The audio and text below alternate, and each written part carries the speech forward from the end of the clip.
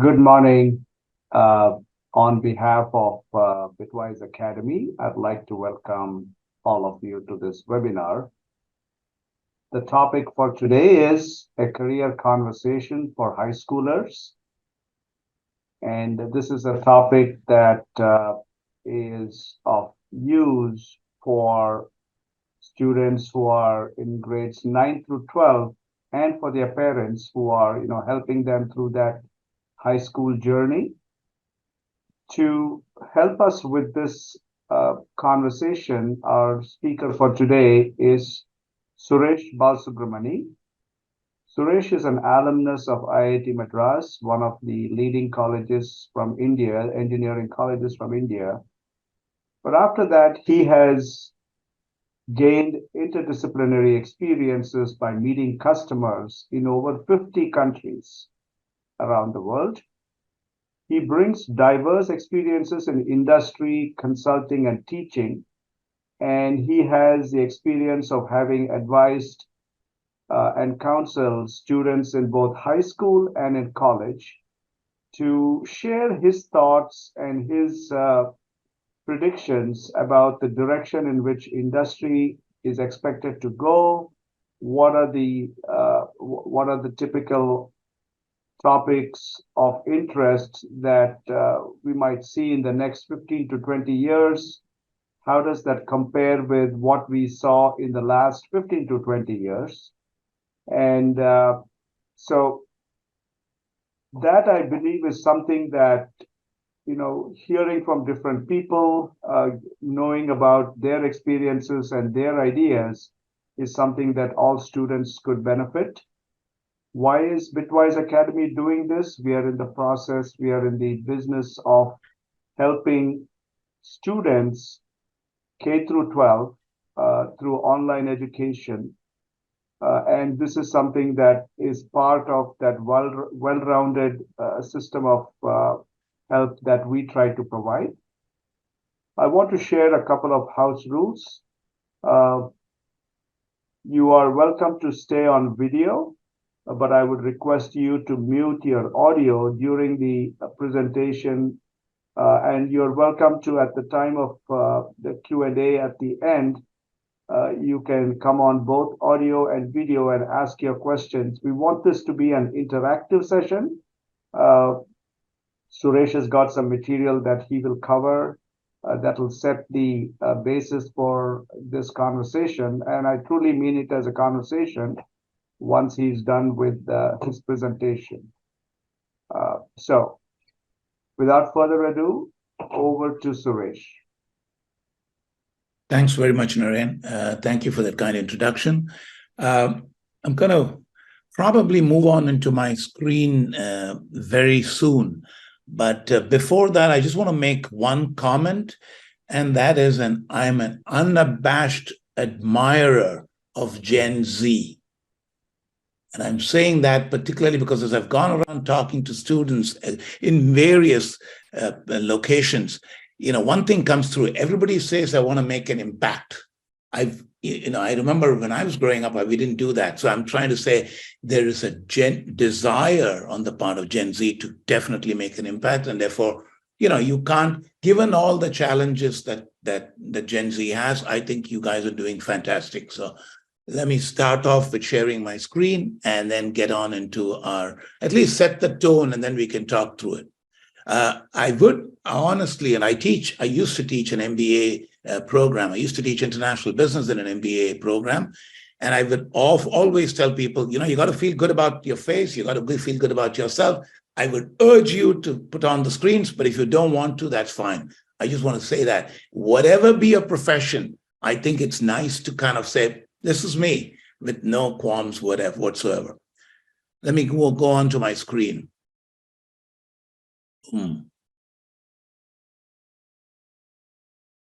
Okay. This whole thing is pretty much oriented with this one quote. The greatest danger in times of turbulence is not the turbulence, it's to act with yesterday's logic. Okay. I've had the good fortune of meeting Peter Drucker, a leading management thinker. Some people call him the father of management. Okay, Peter Drucker was an Austrian-born American thinker. And, I think this always strikes me when people talk, when students talk, we constantly use today's logic and yesterday's logic because we don't think through the next 20 years.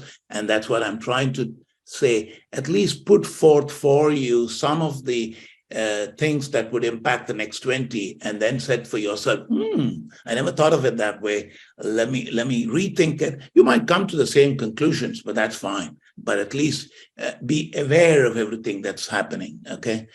So Suresh, may I request you to go to full screen, please? Oh, I'm sorry. Okay. Yep. The turbulence in any, is any irregular or unexpected change. I mean, all of us knew when you're flying and all of a sudden there's a turbulence in the air, automatically your pilot tells you to, fasten your seatbelt, so to say. So the operative word there is unexpected change, okay? The unexpected change is a challenge. Of course, the advances are science, technology, and human thinking and behavior. Definitely, because we're all evolving. There's a lot we did not know, which we're finding out. And so that clearly is an opportunity. And therefore, there's a challenge, there's an opportunity, and we're trying to say how best to enhance the opportunity in the face of the challenges. Why are we talking T20, 20 years from now? Because that's roughly the half-life of your career, right? Give or take. It might be 20, 25, but we've got to, if to the extent possible, we are not futurists here, but to the extent possible, at least grapple with what could be the world 20 years from now, okay? And so that sets the tone of the conversation. I'm going to go back to 2003, which is literally 20 years back. We'll watch a 1 minute video. It's only 1 minute. So let's look at that, and then we can go forward. And this is what the front of it looks like. Boom. That's iPod. I happen to have one right here in my pocket. There it is, right there.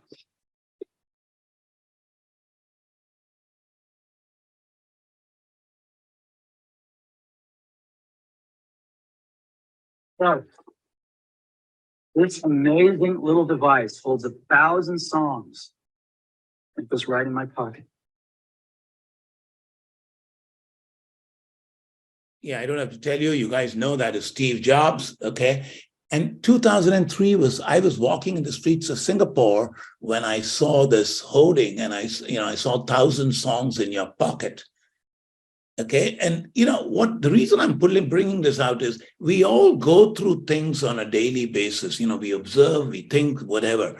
And then I'm saying to myself, I think it's nice for us to pick up cues from that. The one cue that I would have said is I've never seen 1,000 songs in a pocket. It could be the beginning of something very big, okay? If I had invested $1,000, and believe me, I was working in Singapore, I could afford the $1,000. That $1,000 would be $610,000 today. So it was a multiplier effect of 610. I'm not trying to, of course, the stock market went up, Apple did well and all that. That's not the point. The point is, if I had the forethought to say, damn it, this is the beginning of something huge, it could have made a significant difference. And that's the point that I'm to say. So what will we do? We'll cover many causal factors of turbulence. It's not an exhaustive list. Some of the things which came, to my mind, I've put them in. It's an elaborate exercise. It helps us to understand somewhat the world of tomorrow, the world that it could be, not the world that we like it to be. Okay, there is a clear difference. And I'm trying to say, let's sensitize ourselves to what could be the world of tomorrow, 20 years from now. Also, automatically that leads to say, okay, that's going to happen. So what are my thinking points? What is my takeaway? Okay. And the most important question is, so what? How does it impact me? I remember distinctly talking to my kids a few years back, and they would always say, I would make a long statement, and they would sit down and say, so, and there would be a silence there, So it's a clear question of saying, so what? So we'll cover the second module, we'll cover the causal factors and, what it could possibly trigger And then we said, so what? How does it impact a career as we sit down in a junior high school or whatever at this point in time? We'll spend some time on classic tenets of a career decision. There's nothing new, okay? And then I'm saying, if I were currently in high school, some of the career options that I would consider. It obviously links itself with thinking points and so what, but that is based on one strength profile. That's my strength profile. And therefore, there are different options which exist. For each of us, it's a very different story. It's like a customized tailor. Each career is a very different story, but that's something that would, at least it will trigger that thought thinking process for you, okay? That's the whole goal of the exercise. I don't have any great ready-made formulas. I wish I did.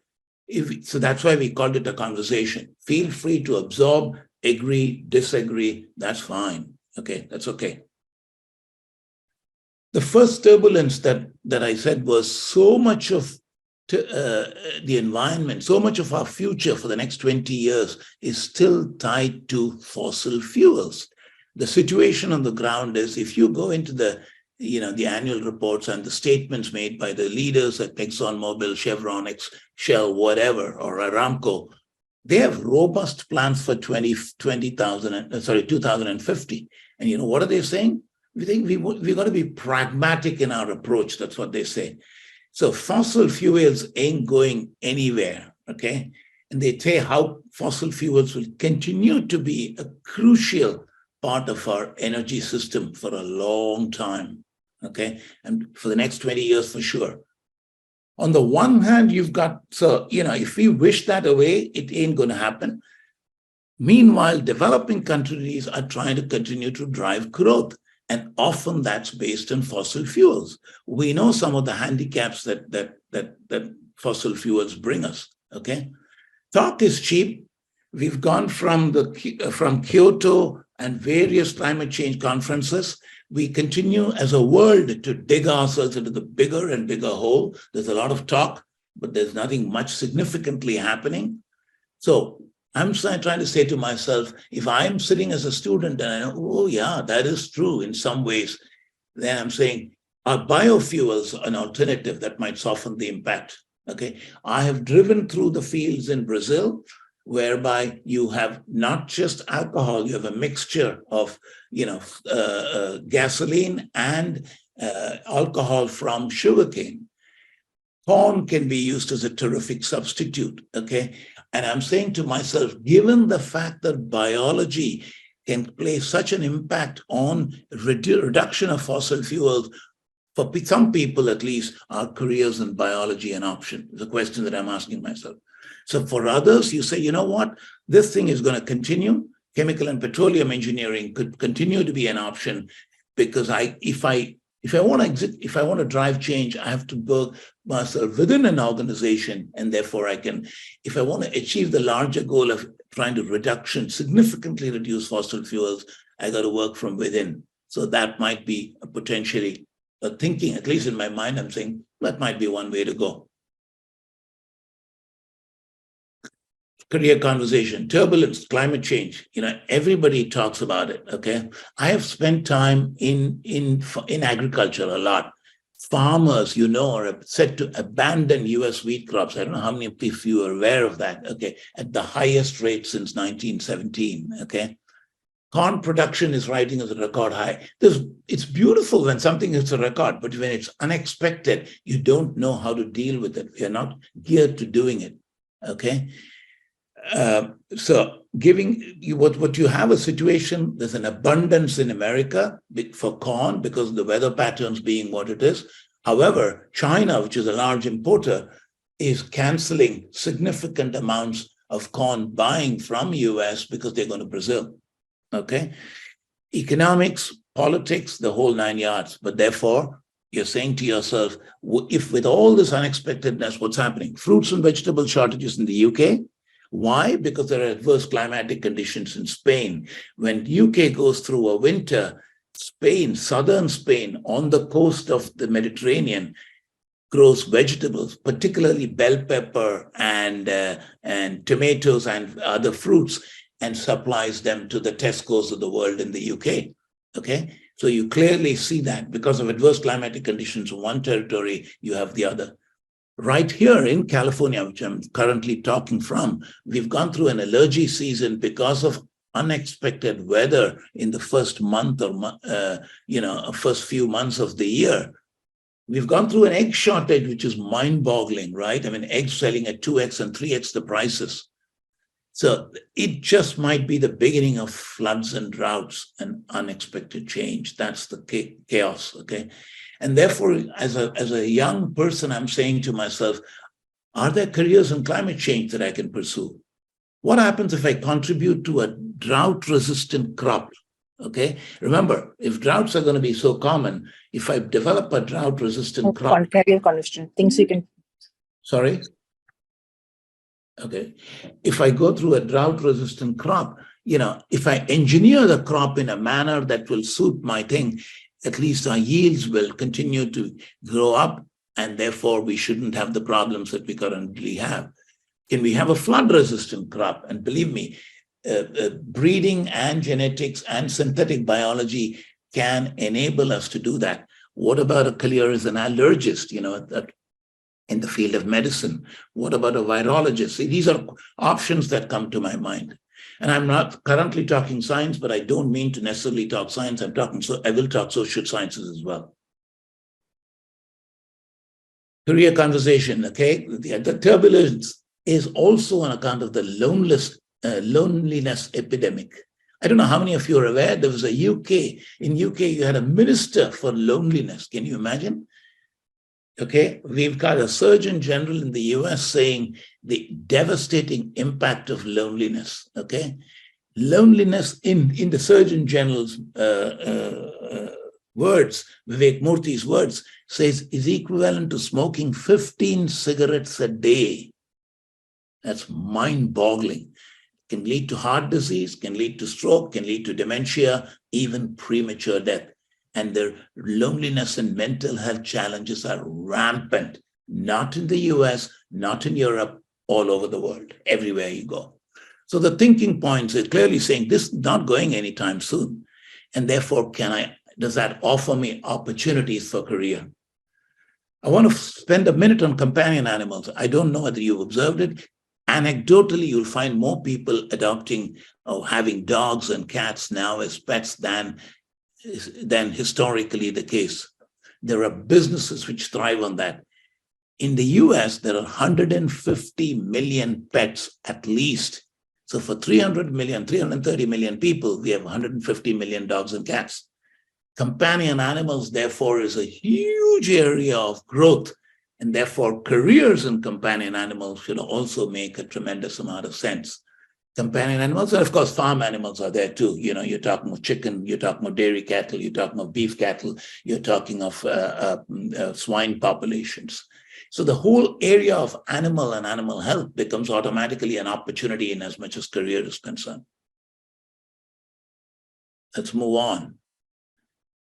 Populations and falling fertility. It's an interesting story. We are now about 7.2 billion or 7.5 billion people, and that's going to grow to 9.5 billion people. Maybe not in 20 years, but the trend is clearly up there.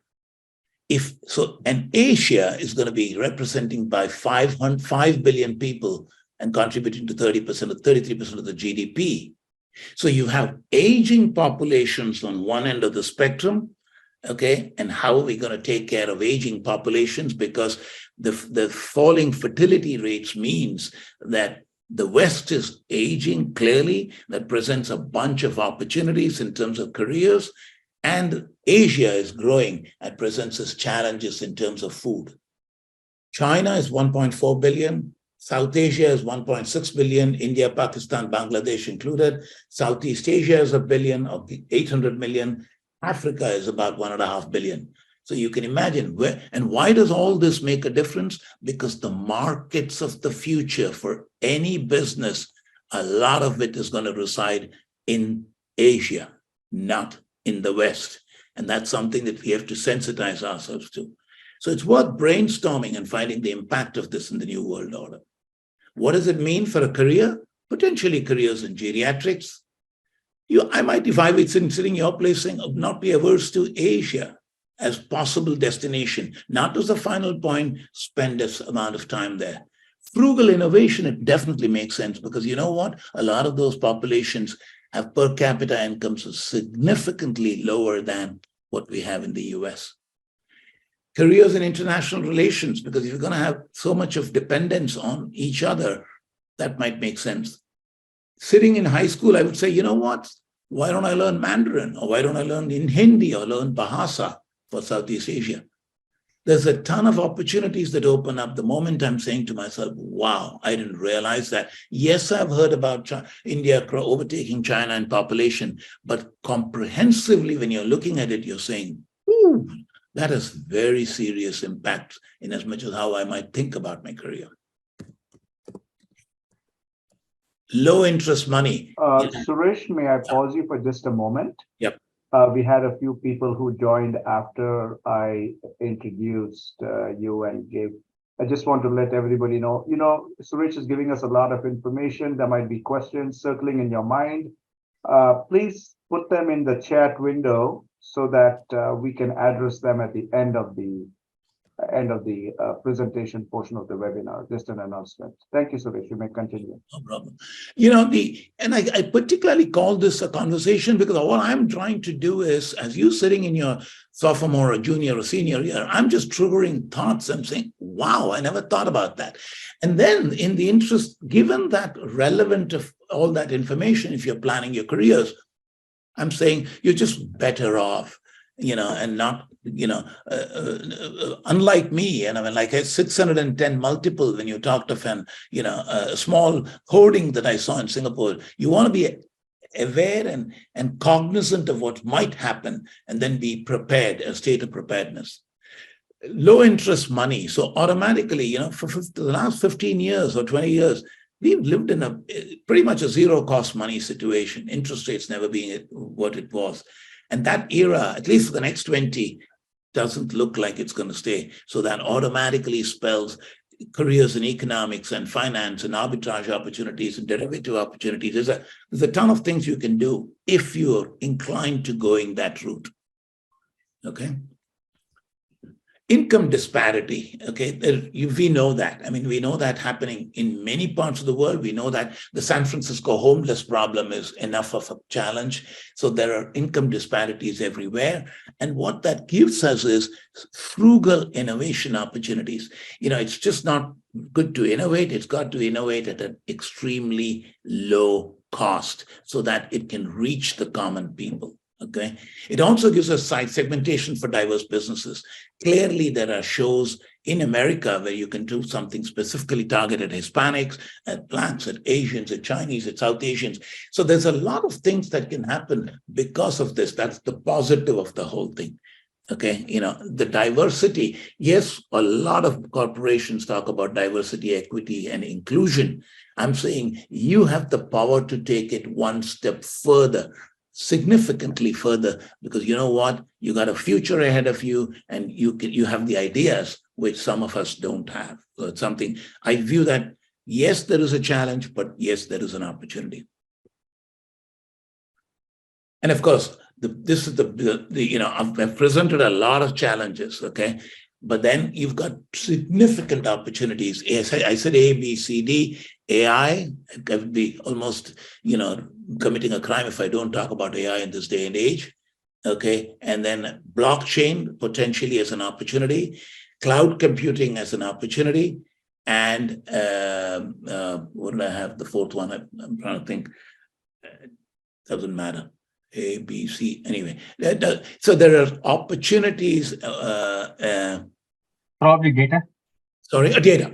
You're right, data. Okay, how can I forget that? So data is a definite opportunity. So together, therefore, they present a ton of stuff, okay, which is opportunities for you.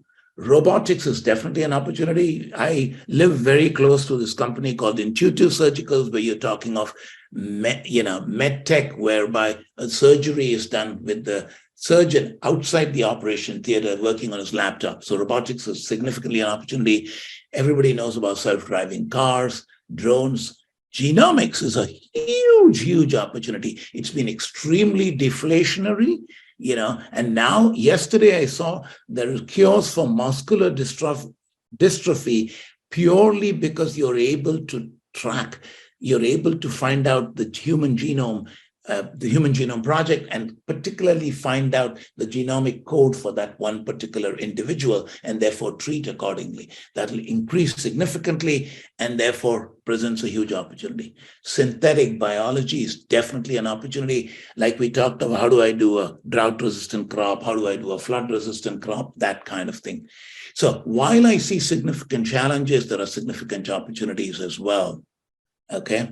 And of course, it boils down to this one question: what am I good at? What do I want to be doing? If I'm sitting in your position, I'd be asking myself that question.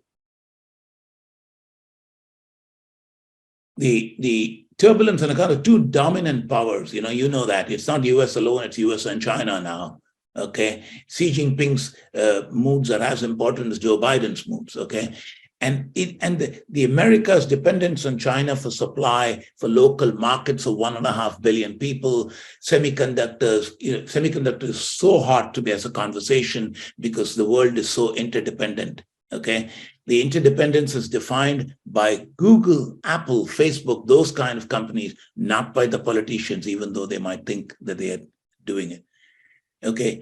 India, because the population is a huge market, Indonesia, 200 million, 220 million people. So you're seeing this explosion of power centers shifting depending on what we're going to do in our future. And that brings me to exactly the same point: interconnectedness of people. Okay. And for me, I'm trying to say to myself, why should I restrict myself to my particular geography? Of course, if it doesn't excite you, then it's fine. That's a different story. But are there international career options? Can I consider a few years in London, a couple of years in Taipei, maybe Mumbai, Dubai? Gets me thinking. I am, of course, hugely, I've had the good fortune of traveling and meeting people and customers and what have you. But, clearly, I would think that an international career option is a fantastic option for pretty much anybody. Why? Because it does two things. One, it expands my canvas from a $24 trillion economy, and I'm putting myself in the US for a minute, to an $80-90 trillion economy, which is the world.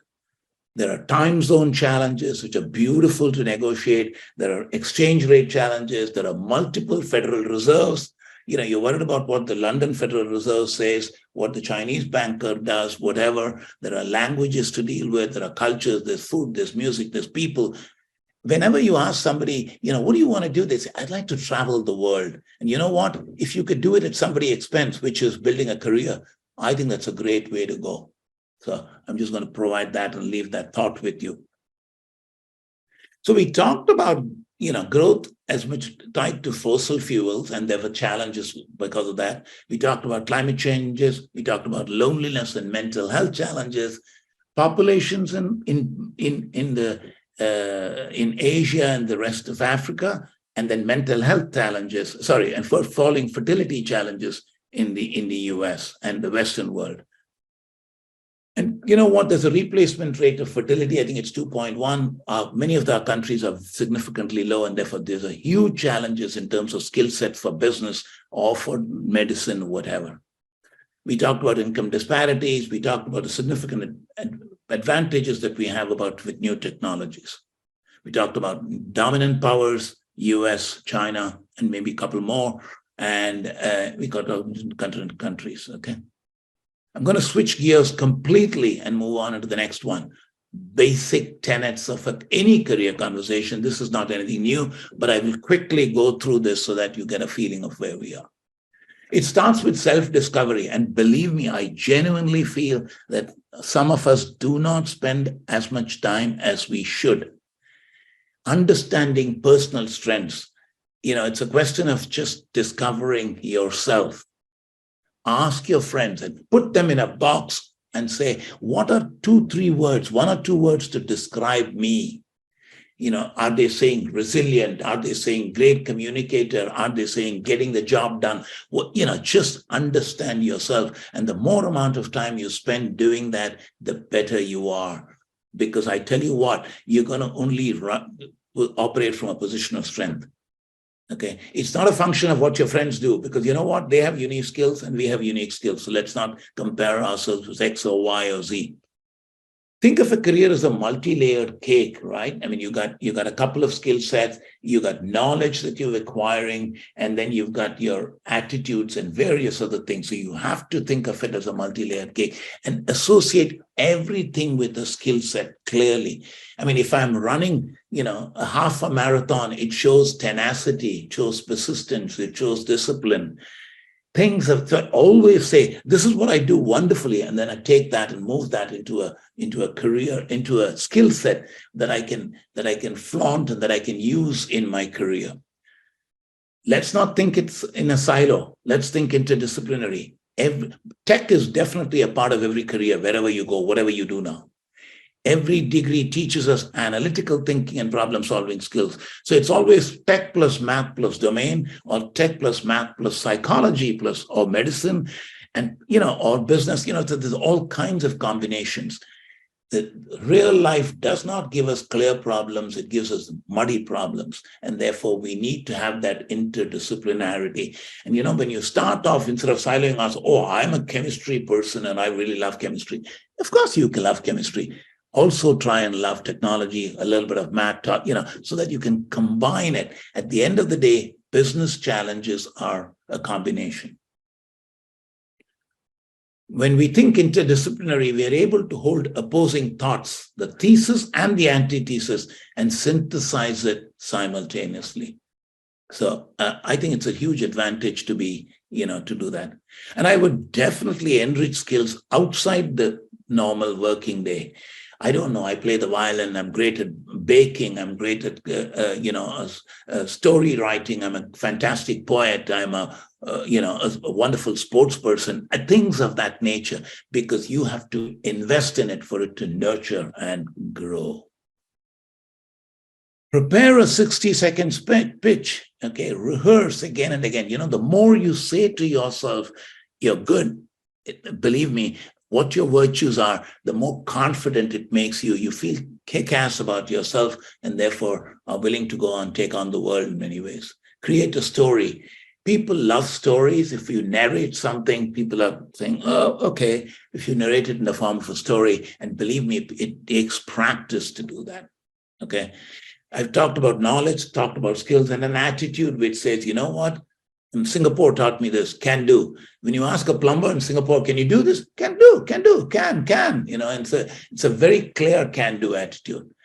If an idea appeals to you, just do it, explore it, go down the rabbit hole. It doesn't matter if nobody has done it. It doesn't matter if people laugh at you. Who cares?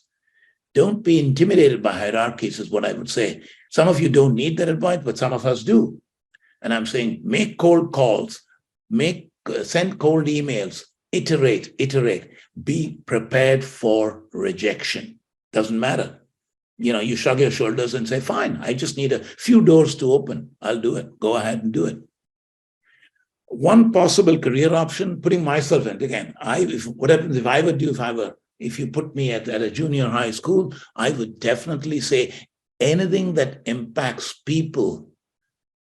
Because at the end of the day, you can develop all the technologies. The people element is going to be the same. So anything I'm saying, people as much as their food is concerned, health is concerned, companionship is concerned, and the advantages of all these are they're somewhat recession-proof. You don't have a new technology coming and sweeping you away. Anything which involves people, and in marketing, I always say, you know what?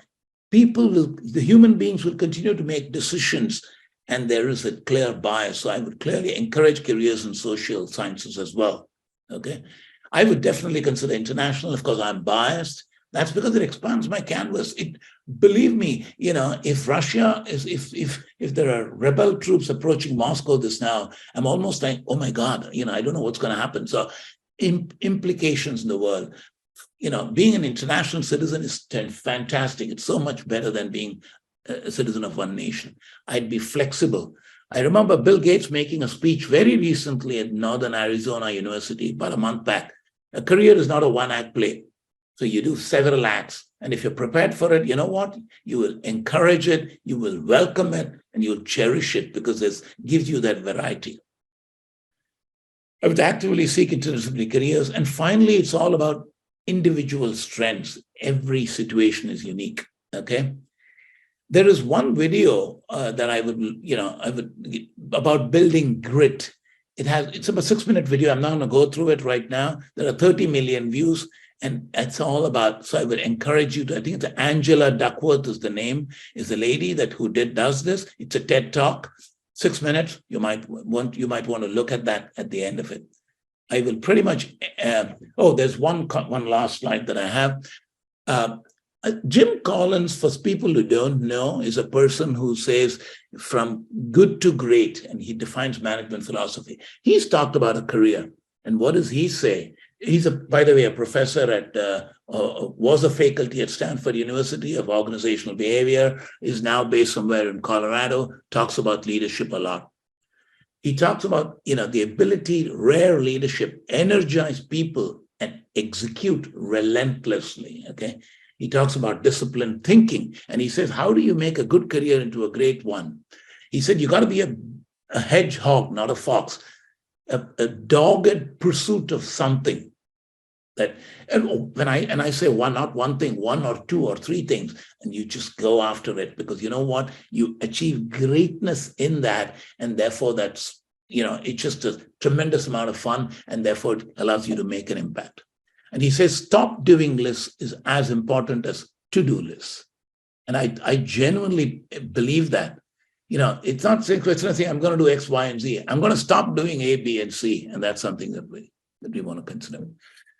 It's 9:40. I have a 2-minute video. This is a good one. So let's watch it, and then we can open the floor for conversation. Just learn how to get stuff done. I've seen at every level people who are very good at describing problems, very sophisticated in explaining why something went wrong or why something can't get fixed. But what I'm always looking for is, no matter how small the problem or how big it is, somebody who says, let me take care of that. And if you project an attitude of whatever it is that's needed, I can handle it and I can do it, whoever's running that organization will notice, I promise. Which is why I think with young people, you don't always need to be so impatient asking for the plum assignment. A lot of times the best way to get attention is whatever is assigned to you, you are just nailing. You're killing it. People will notice, oh, that's somebody who can get something done. Then the second piece of advice, worry more about what you want to do rather than what you want to be. I think so often people have in their mind, I want to be a congressman by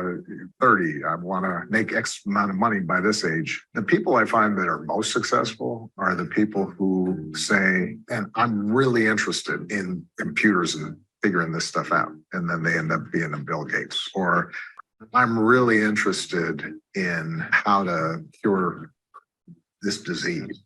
Maybe they don't end up winning the Nobel Prize, but you know what? They have an extraordinary career because they're just interested in the thing itself. If you are absorbed by what you're doing, you're going to get really good at it. And whether you're rewarded, recognized, you get the positions that you want or not, the journey will have been just learn how to get. Sorry. It's the last slide that I had. Don't forget to have fun, spread joy. I'm open to questions. I can deal with a couple of them, which we've already submitted. And we can. So Suresh, thank you for that presentation. I think it's a good time now to segue into the Q&A portion of this conversation. So these were the questions that people submitted ahead of time. So Suresh, if you want to go through them one by one, and then we'll get to questions that people can either type in the chat or they can ask directly on the Zoom call. Sure. When and how should I start exploring career options? I mean, a sophomore asking that question. I'm saying anytime is a good time. You don't have to actively do it. Subconsciously, you got to start thinking, who am I? What are my strengths? And you know what? You got to feel extremely good about your strengths, and then start looking at saying, what possible options do exist based on those strengths that I have? It's all a complete customized fit, right? Based on those strengths, and talk to people, find out. So when should I do it? Sophomore is a great time to start, because the process is a long one. You don't want to jam yourself in the last semester and say, oh my God, I got to figure something out in 2 months. It's not that. The more time, you remember the old adage which says, if you fail to plan, you plan to fail. So I'm saying any time is a good time. But think about it. Keep it subconsciously in your mind. Talk to X, talk to Y, pick up the phone, that kind of thing. What to focus on the Common App essay? It, clearly dependent on you. You're trying to project yourself as an individual. And I think that's very important. You're not trying to do something for somebody else. You're trying to say, this is me. This is how I feel a fit to your institution. And you know what? If you like it, great. If you don't like it, tough luck. I'm moving on to something else. You got to operate from a position of strength and confidence. And a lot of that stems from who you are. You're basically telling them, this is me. I think I can add significant value to your school or to your organization or institution. So the focus is not only about who you are. It's about saying, I can add value. And that's the whole, because people are saying, how can he or she bring something to my college or institution? Helping choose with what naturally fits a career down the road. I think we've gone through some of the stages. What are you good at? What do you think you like to do? And if you don't try 4 or 5, some people have the luxury of saying, I'm good at math, but I like biology, but I also like chemistry. And you know what? I'm terrific at human beings and psychology as well. That's a luxury. So I'm saying, try a few things, figure out what you want to do, enroll in a couple of projects that in a community college or whatever it is. You got to figure out what you generally like to do. And having said that, don't be averse to changes. Okay, I've had 18 assignments in roughly 35, 40 years. So every 2 years I've been going around, because I've been saying, oh, fine, that's great. Fortunately, I had a company companies which would say, get into the pool and swim. Don't give me lessons, that kind of thing. So if you're flexible, you can start and say, okay, change course. But you have the fundamentals of education, which gives you the ability to think and, solve problems. Somebody says, son is passionate about astrophysics, so curious about careers in the field. Google tells you a hell of a lot. When I saw this, I said to myself, let me go and look. Apart from teaching, I'm saying to myself, of course, NASA is an opportunity, other space programs or opportunities. Also in my mind, I'm saying, Boeing is an opportunity, Northrop Grumman is an opportunity, Lockheed Martin is an opportunity. The entire space thing of Elon Musk and Jeff Bezos, and whether it is SpaceX or Blue Origins or whatever are opportunities, depending on what you want to do, how comfortable you are, and you want to continue to do research, that is great too. So there's no right or wrong, but some of those I want to address. Suresh, if you stop sharing, I can get to the questions that were submitted and Stop that people sharing. want to. Yep, there you are. Okay, so we have a question from one of the attendees. Says, what are some career opportunities in medicine area other than being a doctor, a surgeon, or a nurse? So I think maybe you should tell what medicine really means. Narendra Jadeja, who submitted that question, feel free to clarify. We want the rest of this webinar to be very interactive. So instead of typing questions at this stage, please feel free to unmute. If you want to come on video, that's fine too. Let's make this an interactive conversation from what you've been listening for the past 45 minutes.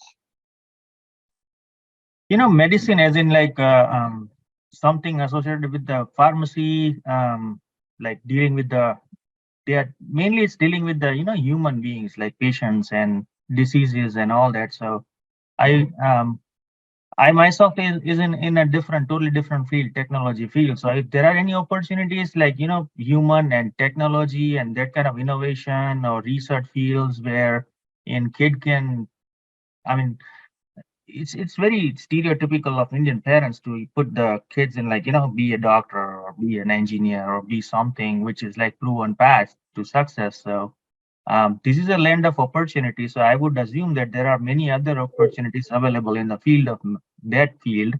There's a Um, ton of it. There's a yeah, ton of it. yeah. So I mean, if I myself have not studied here, so I would like rather have some vision and like I can help my kid. No, Get in some. fact, you can combine medicine with technology. I told you the company about Intuitive Surgicals. What are they doing? They're fundamentally enabling surgeries through technology. That's what they're doing. Okay. So there are pieces of tech, there are pieces of engineering, and there are pieces of medicine. At the end of the day, the patient is getting cured. Okay. I can imagine that the whole field of exploding of artificial intelligence combined with drug discovery to solve problems of cancer, to solve problems of diabetes, to make muscular dystrophy. All that is information plus technology plus medicine. And you know what? You can't have be expert in all the three. Therefore, you focus on one or the other, but you specifically choose a career whereby you're going, you've got your base education, even if you're a technologist, you got your base education technology. If you start applying specifically into companies like a Genentech or a Gilead or a Novartis or whatever, you're automatically doing that. Okay. Service companies like a ServiceNow or an Accenture or whatever it is, they're helping the Genentechs of the world get their hold of their information so that they are able to help patients. Nuance Communication, which is a Microsoft acquisition, Google is hugely involved in health issues. Apple is hugely involved. So there's all kinds of combinations. And the other point that I want to make is I don't want to necessarily go only technology route. I also want to go to, we are moving from an era of treating illness, to an era of wellness. So automatically, preemptively with all our electronic gadgets, which will help us diagnostically treat ourselves, there's a lot of patient empowering that's going on. And therefore, behavioral sciences, whether it is psychology or sociology, make a difference too in all these parameters. So you can combine any which way, honestly, depending on your skill set, and then make that flourish. There's a ton of options. And like you said, because you're dealing with human beings, the opportunity is always there forever. I mean, it never goes away. Does that make sense? Makes sense. Yeah. Thank you. Suresh, I'd like to add to that, right? I mean, at bitWise Academy, right, as I said earlier, we definitely are here we keep hearing questions like this from high school students, and we do advise them. So a couple of more things that I'd like to add is the opportunity areas are, for example, there is an opportunity. First of all, you mentioned doctors, surgeon, and nurses. Now, those are in the direct field of medicine, of patient care. But there's a lot of other stuff that goes on behind the scene where they can choose to go into the research side of it, right? And then you got organizations like the World Health Organization, you got FDA, you got CDC. Those are places where there's a lot of other work goes on in the healthcare field, but those are huge organizations. And there are much smaller ones. I advise a medtech company that is currently working in the area of finding a cure for sepsis in this diagnostic space, right? So there are some of these areas that are very, diagnosis is becoming, as Suresh said, right? Curing, we are moving from curing to trying to preempt the need for cure by diagnosing early and diagnosing well and accurately. Right. So then you got bioinformatics that comes into play there because there's a lot of statistics that is involved. So somebody who's interested in biology as well as in math, there's a huge impetus on trying to find cures for diseases like cancer. and there's a lot of research goes on. I know somebody who's at the City of Hope in the Southern California area. They're doing a tremendous amount of research in cancer cures. So the opportunities are tremendous. What would help students in high school is explore these opportunities even while you're in high school. Absolutely. With the help of internships in your summer. Internships can be in the summer, they can be even during the school year, right? Get involved in clubs at school that talk about, I'm sure that most of the schools that our students go to, there's some kind of a club that is run by students with a faculty member or two as advisors who will allow them to explore, right? Exploration, now is the time for exploration. So we encourage all students to explore those areas with various opportunities. The other thing I would do is actually, like Naren said, the field of diagnostics is just beginning. Literally, it is so nascent, it's unbelievable. And therefore, and you know what? It's been an extremely deflationary thing because the human genome is cracked now. You're able to do some things for $3-digit dollars. You're not talking of, so it's extremely inexpensive. Angelina Jolie is a perfect example of a diagnosis and then what she took action to do that. Okay. So there's a ton of things that can happen. And the other thing I would encourage all of you to do is, if you're a junior high, tell your, I don't know, uncle, aunt, friend, brother, whatever, to say, why don't I come and spend a day with you doing nothing, just shadowing you, just, wherever you go to work, as long as, the approvals are there, people would normally say, fine, I want to bring my, somebody from high school with me all day. Let them go with you. Just observe what's happening. You get organizations, you understand what people do. Just a day, one day. I mean, I have done this. I've walked into a full day with my very old kids. Okay, believe me, they're past their 25, both of them. And you're basically saying, spend a day in the field with farmers. The customer interaction. So we leave at about 7 in the morning. We do it till about 6 in the evening. At the end of the day, they're like, wow, I didn't know so much goes into the process of just selling. It's fantastic. Those one-off experiences are monumental because it shapes personalities. I invite anybody else to, unmute and ask questions, make a comment, ask for suggestions.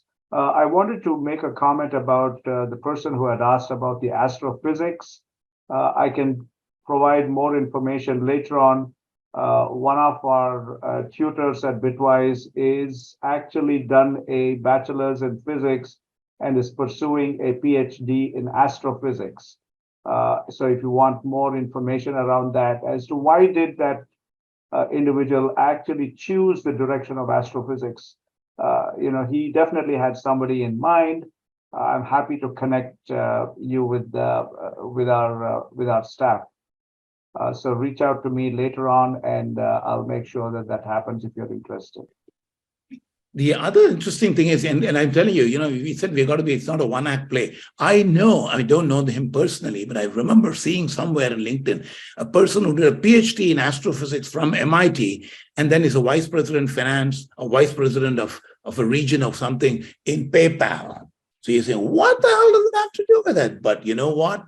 He chose to do that. So you've got to be flexible enough to say, yes, I did it at that time. Now I'm not keen or whatever.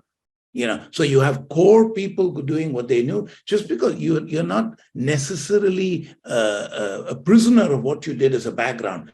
Treat it as a way of thought and thinking and problem solving, and then you're open to whatever excites you. It's likely that all those zeros that you have in astrophysics translated down to a fewer zeros with a dollar sign in front. So that might help. Could be. This is Rekha here. I just wanted to go back to one comment that Narendra made about, typically parents pushing kids towards doctors and engineers. And I tried that with my son, but I was unsuccessful. He's leaning more towards finance and economics. And Suresh, I know you made a great point about the end of the low interest rates, and that's, a great opportunity for careers in finance. Anything else you would like to throw some light on in terms of finance and economics? Oh yeah. I mean, because I'm a chemical engineer and I did not practice engineering for a single day. Okay. So, I mean, honestly, and that, so I'm saying, in fact, I hate to say that. In fact, because it happened to be I was introduced as an IIT Madras alumnus, I say that, but otherwise, I'm saying, because I knew I was not good at it. So what's the point, stay away. But finance and economics, I think, but even today, I work with some, not many, one or two executives to significantly enhance that finance role that they play. The finance role, in a very limited sense, can be the number crunchers and the giving solutions to the CEO, but you can significantly enhance it by starting. And my experiences are this in turning around a business. The finance person was not a finance person; he was a half procurement person. He had inputs in this, he had inputs in that, he had inputs in everything. Okay. And I encourage him to do that because everything finally boils down to money, in many ways. So I'm saying, do it. And we did it in a very nice manner because we're turning around a ship, and that we did manage to turn that around. So you can significantly enhance that. And the study of economics is fantastic because it genuinely talks about the quant piece, which is historically the piece, and of course the behavioral piece. In decision sciences, behavioral piece, I think, will play a significant role, and therefore economics will play a much larger role than it did. I also enjoyed to know what the GDP of one country is or what something else is. So it just makes for a fascinating day at work, all these put together. So, but you have to take it to the limit, so to say, and really enjoy it. Awesome. Thank you. And by the way, I'm very glad that you decided to invite the parents as well, because I'm learning so much more on this call. So this is very good. Thank you. Andre, I must say, would be a good tennis player, and he would, at the end of everything, would say this, and I would say that to Naren. Yeah, we for us, at the high school level, while students sometimes want to have that independence, we know that the parents want to be there to guide them, to be aware of things. So a lot of our conversations that we have in counseling is to the family, but then it's an opt-in, right? I mean, if parents choose to do so, we welcome them. If students prefer to make certain decisions or on their own, that is fine too, but that's something that is discussed within the family. But from bitWise Academy's point of view, we are helping the entire family infrastructure in this journey. The high school journey is a very interesting journey, and we're trying to help them in the best ways we can. Obviously, the parents can't do anything on the academic side. The students choose their subjects and they choose which extracurriculars to do, but parental support and involvement is definitely something that many families consider. So Naren, what services does bitWise offer? So I'll give a little background and I'll share more information later on. So we are a online education company that has got a platform for primarily STEM education because we needed to have a particular focus, but it's for K through 12. So we've got e-learning, which is self-paced courses for students even in elementary school, middle school, and high school.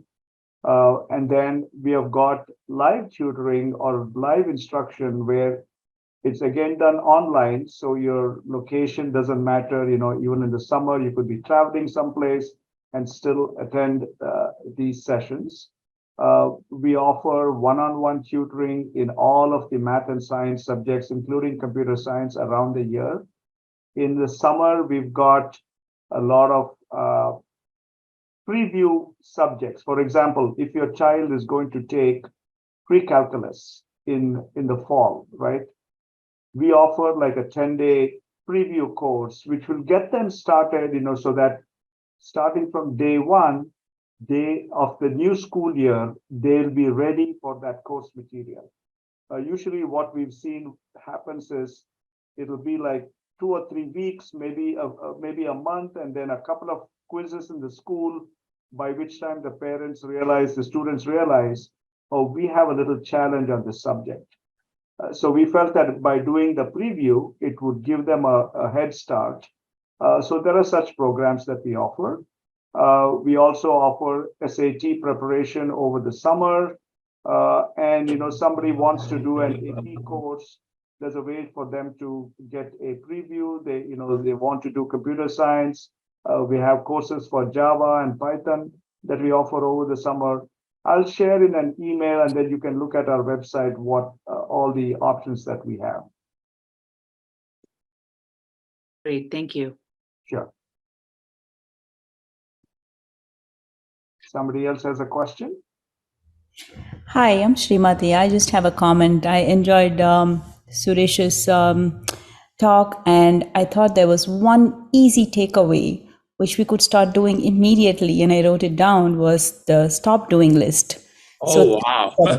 Because we're all the time, we have papers of the to-dos, and I think it's a very, very neat way to restructure and reframe our thinking. So thank you for that. I know you shared a lot of more useful information, and we'd have to, mull over those to actually take it to the next step. This is one thing we can start doing immediately. Thank you for that. Thank you.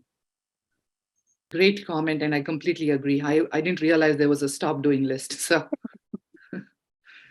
Yeah, but the biggest constraint that we have is time. absolutely, yes. And therefore, if we don't have stop doing lists, we will never find the time to do the to-do list. Correct. Absolutely, yes. And the shadow somebody all day was also a very, very good point. That is huge. And when I was telling you that, I said one of my kids is a PhD in AI. And I said, you know what, come, let's see the life of a salesman. This life of a salesman is fantastic for learning, for a person who's behind the research labs, to go out and meet simple people, farmers who do nothing, who look at the sky, look at, the gods and say, listen, give me a good crop and whatever. And just wonderful, it's a terrific exercise in human relations and behavior and all that wonderful stuff. So.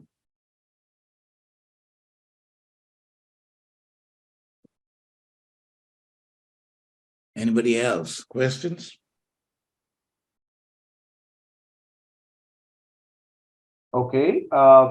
Thank you very much, Suresh. As an invited speaker, again, bitWise Academy is very grateful to you for your time. And more than your time, I think the knowledge and experience that you shared with this group of people, I think, has been very valuable. And I'm sure that many people will have an item in the to-do list, which is to follow something that I heard today and found very useful.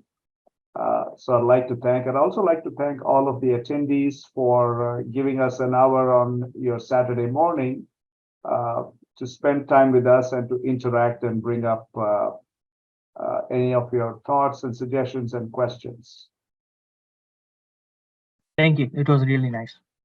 Thank you. Thank you so much. Really appreciate it. Thank you. Thank you. Thanks. Bye. Bye-bye. Thank you. Bye. Thank you. Bye.